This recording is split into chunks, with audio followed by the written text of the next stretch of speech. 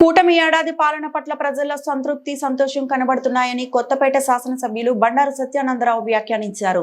ఆలమూరులో జరిగిన సుపరిపాలనలో తొలి అడుగు కార్యక్రమంలో ఆయన పాల్గొన్నారు. ఇంటింటికి వెళ్లి కూటమి పాలనలో ప్రజలకు అందుతున్న సంక్షేమం, అభివృద్ధి ఫలాల గురించి ఆరా తీశారు. ఏడాది పాలనలో ఎన్నో అభివృద్ధి ఫలాలు ప్రజలకు అందాయన్నారు. సమస్యలు ఏమైనా ఉంటే తెలియజేయాలని కోరారు. తల్లికి వందనం, మహిళలకు ఏడాదికి ఉచితంగా 3 సిలిండర్లు వంటి సంక్షేమ పథకాల పట్ల ప్రజలు ఎమ్మెల్యే బండారుకు ఆనందాన్ని వ్యక్తం చేశారు. త్వరలోనే అన్నదాత సుఖీభవ, మహిళలకు ఉచిత బస్సు పథకం అమలు చేస్తున్నామని ఎమ్మెల్యే బండారు వారితో అన్నారు. సంక్షేమంతో పాటు గ్రామాల్లో అభివృద్ధి కార్యక్రమాలు సైతం వేగంగా జరుగుతున్నాయని తెలిపారు.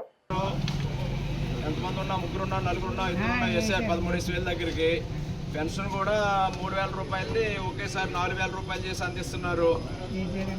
అప్పుడు ఏదో 5 ఏళ్ళు అట్టింది గత ప్రభుత్వానికి 250 చెప్పిన 2,000 3,000 చేయడానికి.